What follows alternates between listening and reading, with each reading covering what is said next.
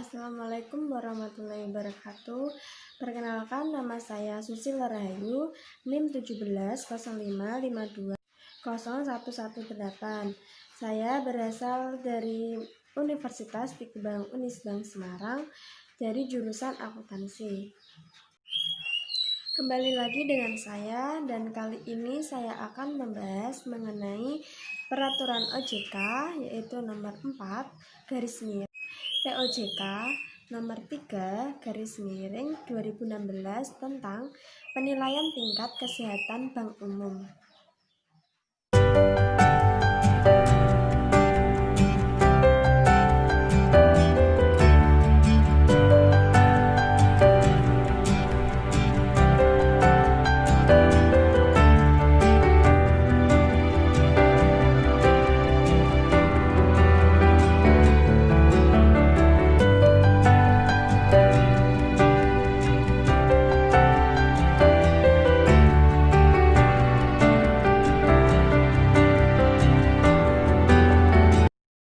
Baik, saya akan menjelaskan satu persatu dimulai dari bab 1, yaitu berisi tentang ketentuan umum.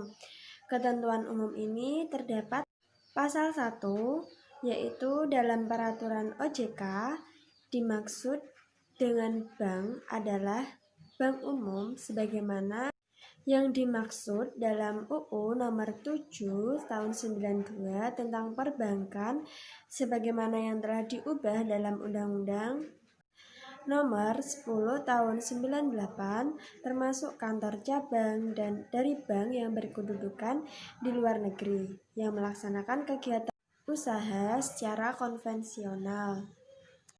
Yang kedua ini direksi. Direksi bagi bank berbentuk badan hukum perseroan terbatas adalah direksi sebagaimana dimaksud dalam Undang-Undang Nomor 40 Tahun 2007 tentang perseroan terbatas. Lalu bagi bank berbentuk badan hukum, perusahaan umum daerah atau perusahaan perseroan daerah adalah direksi sebagaimana dimaksud dalam UU nomor 23 tahun 2014 tentang pemerintah daerah sebagaimana diubah dalam UU nomor 9 tahun 2015. Perusahaan daerah adalah pengawas pada bank yang belum berubah bentuk menjadi perusahaan umum daerah atau perusahaan daerah sesuai UU nomor 23 tahun 2014 tentang pemerintah daerah. Lalu bagi bank yang berbentuk badan hukum koperasi adalah pengawas sebagaimana UU nomor 25 tahun 92 tentang perkoperasian. Lalu bagi bank yang berstatus sebagai kantor cabang dari bank yang berkedudukan di luar negeri adalah pihak yang ditunjuk untuk melaksanakan fungsi pengawasan. Lalu yang keempat adalah tingkat kesehatan bank, yaitu hasil penilaian kondisi bank yang dilakukan terhadap risiko dan kinerja bank.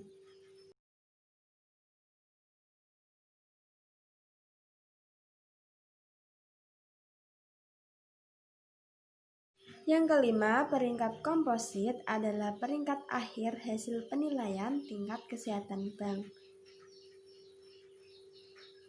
Yang keenam, yaitu perusahaan anak, yaitu perusahaan yang dikendalikan oleh bank secara langsung maupun tidak langsung, baik di dalam maupun di luar negeri yang memenuhi kriteria sesuai yang dimaksud dalam ketentuan yang mengatur mengenai penerapan manajemen risiko secara konsolidasi bagi bank yang melakukan pengendalian terhadap perusahaan anak. Lalu pengendalian adalah pengendalian sebagaimana sesuai ketentuan yang mengatur mengenai penerapan manajemen risiko terintegrasi bagi konglomerasi keuangan. Selanjutnya adalah pasal 2. Yang pertama, bank wajib memelihara dan meningkatkan tingkat kesehatan bank dengan menerapkan prinsip kehati-hatian dan manajemen risiko dalam melaksanakan kegiatan usaha.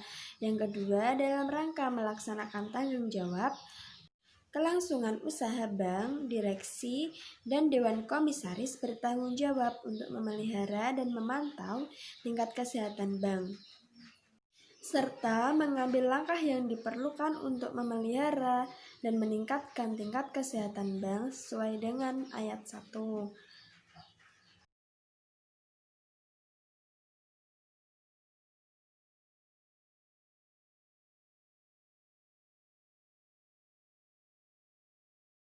Yang ketiga, bank wajib melakukan penilaian tingkat kesehatan bank dengan menggunakan pendekatan risiko atau risk-based bank rating, baik secara individu maupun secara konsolidasi. Lalu membahas bab 2, yaitu penilaian tingkat kesehatan bank. Yang terdapat dalam pasal 3, bank wajib melakukan penilaian sendiri atau self-assessment atas tingkat kesehatan bank sebagaimana dimaksud dalam pasal 2 ayat 3. Lalu penilaian sendiri atau self-assessment tingkat kesehatan bank wajib dilakukan paling sedikit di setiap semester itu untuk posisi akhir bulan Juni dan akhir bulan Desember. Lalu, bank wajib melakukan pengkinian penilaian sendiri atau self-assessment tingkat kesehatan bank sewaktu-waktu jika diperlukan. Selanjutnya yang keempat, hasil penilaian sendiri tingkat kesehatan bank sesuai ayat 2 dan 3 yang telah mendapat persetujuan dari direksi wajib disampaikan kepada Dewan Komisaris. Lalu yang kelima, bank wajib menyampaikan hasil penilaian sendiri tingkat kesehatan bank kepada otoritas jasa keuangan, yaitu untuk penilaian tingkat kesehatan bank secara individu paling lambat pada tanggal 31 Juni. Untuk penilaian tingkat kesehatan bank posisi akhir bulan Juni dan tanggal 31 Januari untuk penilaian tingkat kesehatan bank dan posisi akhir bulan Desember. Sedangkan untuk penilaian tingkat kesehatan bank secara konsolidasi paling lambat pada tanggal 15 Agustus untuk penilaian tingkat kesehatan bank posisi akhir bulan Juni dan tanggal 15 Februari untuk penilaian tingkat kesehatan bank posisi akhir bulan Desember. Lalu, jika batas waktu penyampaian hasil penilaian sendiri atau self-assessment tingkat kesehatan bank jatuh pada hari Sabtu, Minggu, atau hari libur, hasil penilaian sendiri tingkat kesehatan bank disampaikan pada hari kerja berikutnya. Lalu OJK melakukan penilaian tingkat kesehatan untuk setiap semester untuk posisi akhir bulan Juni dan akhir bulan Desember.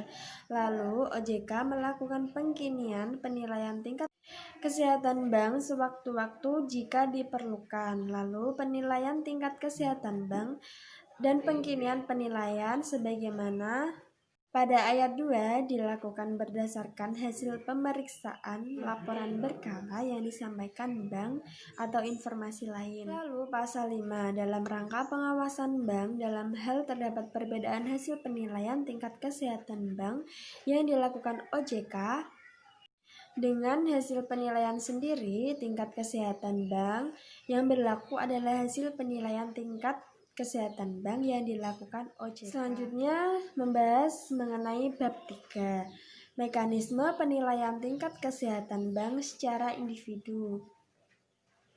Pada pasal 6, bank wajib melakukan penilaian tingkat kesehatan bank secara individu dengan menggunakan pendekatan risiko, sebagaimana dengan cakupan penilaian terhadap faktor-faktor. Yang pertama, profil risiko atau risk profile. Lalu yang kedua, good corporate governance atau GCG. Lalu yang ketiga, rentabilitas atau earnings. Dan yang keempat adalah permodalan atau capital.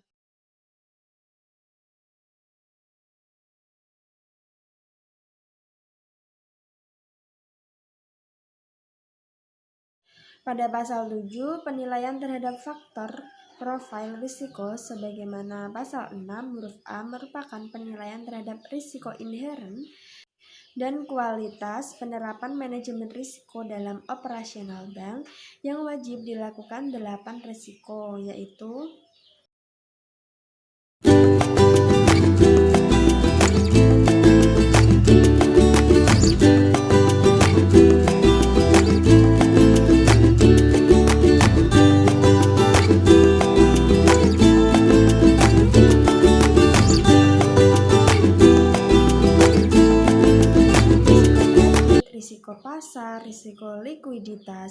risiko operasional, risiko hukum, risiko strategik, risiko kepatuhan, dan risiko reputasi. Selanjutnya, kewajiban penilaian terhadap faktor GCG merupakan penilaian terhadap manajemen bank atas pelaksanaan prinsip GCG. Kewajiban penilaian terhadap faktor rentabilitas atau earnings meliputi penilaian terhadap kinerja rentabilitas earnings, sumber-sumber rentabilitas atau earnings, dan kesinambungan rentabilitas atau earnings with sustainable bank.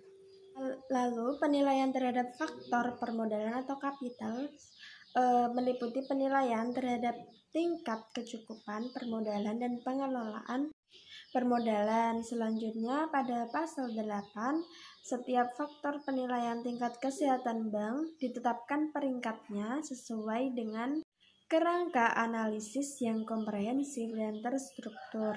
Lalu penetapan peringkat faktor profil risiko dilakukan dengan tahapan. Yang pertama, penetapan tingkat risiko dari masing-masing sesuai pasal 7 ayat 1. Lalu penetapan tingkat risiko inherent secara komposit dan kualitas penerapan manajemen risiko secara komposit. Lalu penetapan peringkat faktor profil risiko berdasarkan analisis secara komprehensif dan terstruktur atas hasil penetapan sebagaimana pada huruf A dan B, dengan memperhatikan signifikansi masing risiko terhadap profil risiko secara keseluruhan. Yang ketiga, penetapan peringkat faktor GCG dilakukan berdasarkan analisis yang komprehensif dan terstruktur terhadap hasil penilaian, pelaksanaan prinsip GCG Bank, dan informasi lain yang terkait GCG Bank. Lalu penetapan yang keempat, penetapan peringkat faktor rentabilitas atau earnings dilakukan berdasarkan analisis secara komprehensif terhadap parameter atau indikator rentabilitas dengan memperhatikan signifikansi masing-masing parameter atau indikator serta mempertimbangkan permasalahan lain yang mempengaruhi rentabilitas bank. Yang kelima, penetapan peringkat penilaian faktor permodalan bank dilakukan berdasarkan analisis secara komprehensif terhadap parameter atau indikator memperhatikan signifikansi masing-masing parameter atau indikator yang mempertimbangkan masalah lain dengan yang mempengaruhi permodalan bank. Selanjutnya adalah pasal 9. Yang pertama, peringkat komposit tingkat kesehatan bank ditetapkan berdasarkan analisis secara komprehensif dan terstruktur terhadap peringkat setiap faktor dengan memperhatikan materialitas dan signifikansi masing-masing faktor.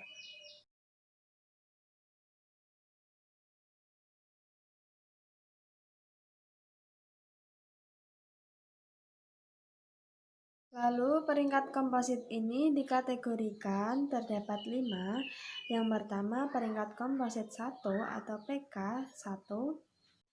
Lalu yang kedua, peringkat komposit 2 atau PK2. Lalu yang ketiga, peringkat komposit 3 atau PK3. Lalu yang keempat, peringkat komposit 4 atau PK4, dan peringkat komposit 5 atau PK5. Selanjutnya, penjelasan mengenai peringkat-peringkat. Untuk peringkat komposit 1 harus mencerminkan kondisi bank yang secara umum sangat sehat sehingga nilai sangat mampu menghadapi pengaruh yang negatif dan signifikan dari perubahan kondisi bisnis dan faktor eksternal lainnya. Lalu untuk peringkat komposit yang kedua, harus mencerminkan kondisi bank yang secara umum sehat sehingga dinilai mampu menghadapi pengaruh negatif yang signifikan dari perubahan kondisi bisnis dari faktor eksternal lainnya. Untuk peringkat komposit yang ketiga, mencerminkan kondisi bank yang secara umum cukup sehat sehingga dinilai cukup mampu menghadapi pengaruh negatif yang signifikan dari perubahan kondisi bisnis dan faktor eksternal lainnya. Lalu untuk peringkat komposit yang keempat, harus mencerminkan kondisi bank yang secara umum kurang sehat sehingga dinilai kurang mampu menghadapi pengaruh negatif yang signifikan dari perubahan kondisi bisnis dan faktor eksternal lainnya. Dan yang terakhir, peringkat komposit 5 mencerminkan kondisi bank yang secara umum tidak sehat sehingga dinilai tidak mampu menghadapi perubahan negatif yang signifikan dari perubahan kondisi bisnis dan faktor eksternal. Adalah pasal 10. Pasal ini dalam hal berdasarkan hasil identifikasi dan penilaian OJK ditemukan permasalahan atau pelanggaran yang signifikan mempengaruhi atau akan mempengaruhi operasional atau kelangsungan usaha bank, maka OJK berwenang menurunkan peringkat komposit tingkat kesehatan bank. Selanjutnya kita akan membahas mengenai bab 4, yaitu mekanisme penilaian tingkat kesehatan bank secara konsolidasi. Pasal 11, yaitu bank wajib melakukan penilaian tingkat kesehatan bank secara konsolidasi dengan menggunakan pendekatan risiko dengan cakupan penilaian terhadap faktor yang berikut ini. Yang pertama, profil risiko, good corporate governance, lalu rentabilitas dan permodalan. Selanjutnya, yang kedua, penetapan peringkat faktor profil risiko bank secara konsolidasi dilakukan dengan memperhatikan signifikansi atau materialitas pangsa perusahaan anak terhadap bank secara konsolidasi dan atau permasalahan perusahaan anak yang berpengaruh secara signifikan terhadap profil risiko bank secara konsolidasi. Lalu yang ketiga, penetapan peringkat faktor GCG secara konsolidasi ini dilakukan dengan memperhatikan yang pertama, signifikansi atau materialitas pangsa perusahaan anak terhadap bank secara konsolidasi dan atau permasalahan terkait dengan pelaksanaan prinsip GCG pada perusahaan anak yang berpengaruh secara signifikan terhadap pelaksanaan GCG secara konsolidasi. Selanjutnya yang keempat adalah penetapan peringkat faktor rentabilitas secara konsolidasi dilakukan berdasarkan analisis secara komprehensif dan struktur terhadap parameter atau indikator rentabilitas tertentu yang dihasilkan dari laporan keuangan bank secara konsolidasi dan informasi keuangan lain dengan memperhatikan yang pertama, signifikansi atau materialitas pangsa perusahaan anak terhadap bank secara konsolidasi dan atau yang kedua, permasalahan rentabilitas pada perusahaan anak yang berpengaruh secara signifikan terhadap rentabilitas secara konsolidasi. Yang kelima, penetapan peringkat faktor permodalan secara konsolidasi dilakukan berdasarkan analisis secara komprehensif dan terstruktur terhadap parameter atau indikator permodalan tertentu yang dihasilkan dari laporan keuangan bank secara konsolidasi dan informasi keuangan lainnya dengan memperhatikan yang pertama, signifikan atau materialitas pangsa perusahaan anak terhadap bank secara konsolidasi dan atau yang kedua, permasalahan permodalan pada perusahaan anak yang berpengaruh secara signifikan terhadap permodalan secara konsolidasi.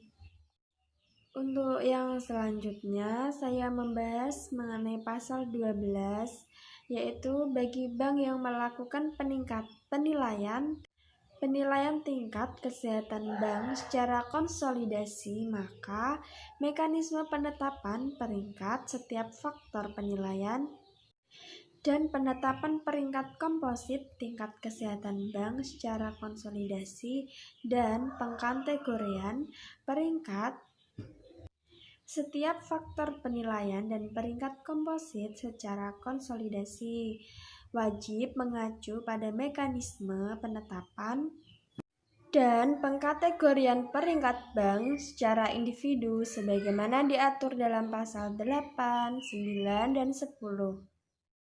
Lalu yang selanjutnya saya akan membahas mengenai bab 5. Bab 5 ini menjelaskan mengenai tindak lanjut hasil penilaian tingkat kesehatan bank, yaitu pada pasal 13 dalam hal berdasarkan hasil penilaian tingkat Kesehatan bank yang dilakukan oleh otoritas jasa keuangan dan atau hasil penilaian sendiri atau self-assessment oleh bank terdapat yang pertama, faktor tingkat kesehatan bank yang ditetapkan dengan peringkat 4 atau peringkat 5. Lalu yang kedua, peringkat komposit tingkat kesehatan bank yang ditetapkan dengan peringkat 4 atau 5. Selanjutnya yang ketiga, peringkat komposit tingkat kesehatan bank yang ditetapkan dengan peringkat 3. Namun terdapat permasalahan signifikan yang perlu diatasi agar tidak mengganggu kelangsungan usaha bank. Maka direksi, dewan komisaris, dan atau pemegang saham pengendali bank wajib menyampaikan rencana tindak atau action plan kepada otoritas jasa keuangan. Selanjutnya, otoritas jasa keuangan berwenang meminta bank untuk melakukan penyesuaian terhadap rencana tindak atau action plan sesuai dengan yang pada ayat sebelumnya.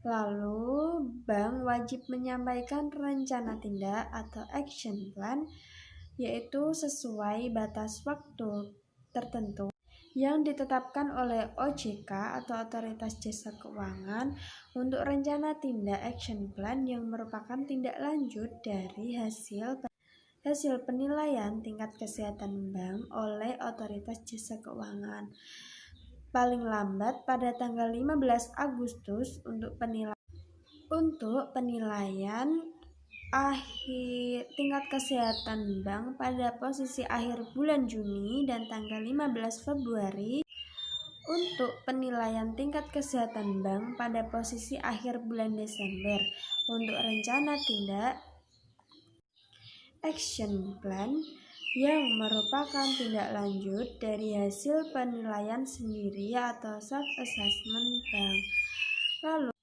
Lalu, apabila batas waktu penyampaian rencana tindak atau action plan atas hasil penilaian sendiri atau self-assessment bank sebagaimana pada ayat 3 tadi huruf B jatuh pada hari Sabtu, hari Minggu, atau hari libur.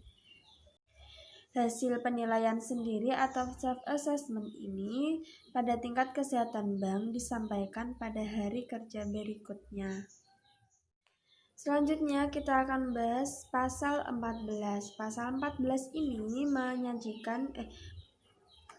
menjelaskan mengenai bank wajib menyampaikan laporan pelaksanaan rencana tindak atau action plan sesuai pasal 13 paling lambat 10 hari setelah kerja waktu penyelesaian rencana tindak atau action plan dan atau 10 hari kerja setelah akhir bulan dan dilakukan secara bulanan. Dalam hal terdapat permasalahan yang signifikan yang akan mengganggu penyelesaian rencana tindak atau action plan secara tepat, kita membahas pasal 15. Pasal 15 ini mengenai otoritas jasa keuangan yang berwenang melakukan pemeriksaan terhadap pelaksanaan rencana tindak atau action plan oleh bank.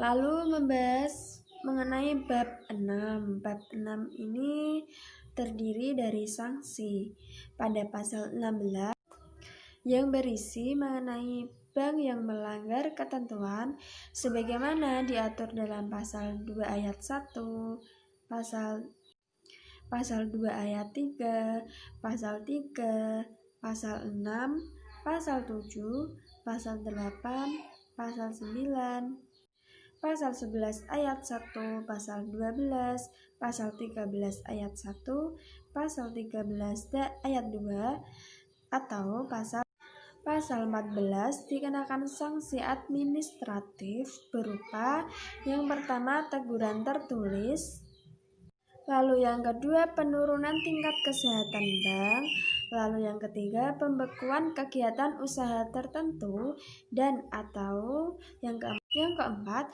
pencantuman pengurus dan atau pemegang saham bank dalam daftar pihak-pihak yang mendapatkan predikat tidak lulus dalam penilaian ujian kemampuan dan kepatutan atau fit and proper test.